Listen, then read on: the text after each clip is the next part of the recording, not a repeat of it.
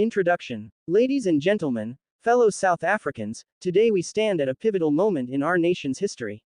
The 2025 budget crisis isn't just about taxes or spending, it's about survival. Will our government collapse? Will the rand crash? Will the poor pay the price for political failures? Stick with me, because over the next 45 minutes, we're diving deep into the truth behind this crisis and what it means for you. Purpose of the speech. The 2025 budget crisis is not just a political issue, it's a financial earthquake that has shaken every South African. Whether you're in the suburbs, in the city, or living in the rural areas, you are already feeling the tremors of rising costs, job insecurity, and political instability. Today, we are going to unpack this complex issue, exploring the roots of the crisis, the potential consequences, and, most importantly, how you can prepare for what lies ahead. Overview of the speech. In the next few minutes, we will cover the rising storm. How did we get here? What are the underlying causes of the budget crisis? The budget showdown. The major political and economic battles that define the 2025 budget vote. The doomsday scenarios. What will happen if the budget fails? What is at stake? Solutions and survival. What can you do to protect yourself and your family from the worst consequences of this crisis? Part 1. How did we get here? A. The ANC's fall from grace. For 30 years, the ANC ruled unchallenged in South Africa. From the days of Nelson Mandela's inauguration to the heights of post-apartheid unity, the ANC's power was unwavering. However, by 2024, the political landscape had shifted dramatically. The ANC, once the undisputed ruler, now found itself as a minority government for the first time since the end of apartheid. Election results breakdown. ANC, 48%. DA, 23%. F, 14%. This was the beginning of a new political reality, coalitions. No single party could govern alone anymore, and every budget vote would now require careful negotiation between opposition parties and the ANC. B. The economic time bomb. While politicians played games, the economy burned. Eskom's collapse. Rolling blackouts have plagued the country for over a decade, with no end in sight.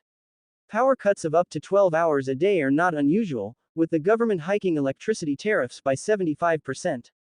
This has crippled businesses, from small startups to large manufacturers. Unemployment tsunami. The jobless rate among South Africa's youth has reached a staggering 42%. The current generation faces not just unemployment, but an existential crisis, with many losing hope of ever entering the formal job market. Debt trap. South Africa's debt has ballooned to an unsustainable level. At R4.5 trillion, the country is paying over R1 billion daily in interest on this debt. This is money that could be used for schools, hospitals, infrastructure, yet it's going to international lenders. C. The Treasury's impossible choice. The Treasury now finds itself in a brutal bind. The government is spending R100 billion more than it earns. This leads us to a terrifying crossroads. Cut spending. Reduce the number of public servants, slash social grants. This could lead to public unrest and a political nightmare. Raise taxes. Increase VAT, income taxes, and sin taxes. This would hit the poor hardest, already stretched to their limits. Print money. Print more currency, which risks spiraling inflation and hyperinflation, as seen in Zimbabwe and Venezuela. Part 2. The Budget Showdown, 2,500 words. A. Ramaphosa's gamble. President Cyril Ramaphosa stands at the center of this crisis. Behind his calm demeanor, there is a high-stakes political game underway. Secret negotiations are taking place with opposition parties like the DA, F, and IFP, as well as within the ANC itself.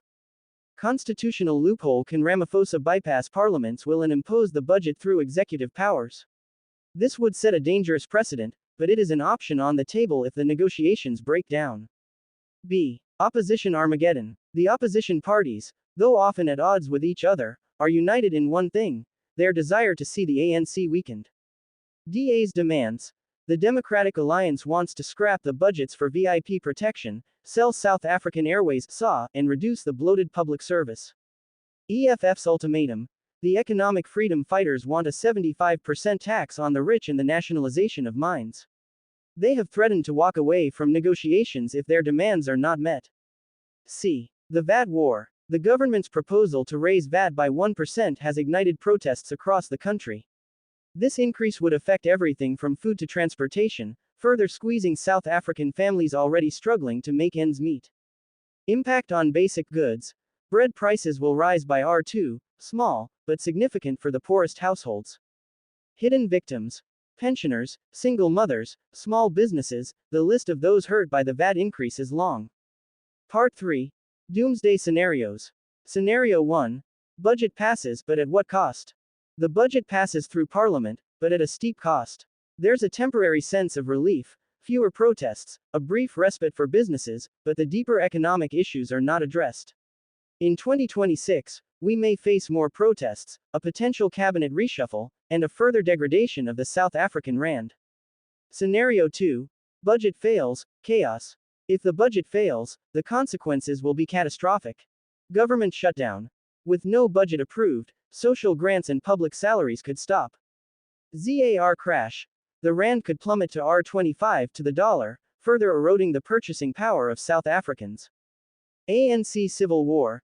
The party could face internal fragmentation, with radicals pushing for more drastic action, such as expropriation without compensation. Scenario 3. The coup no one's talking about.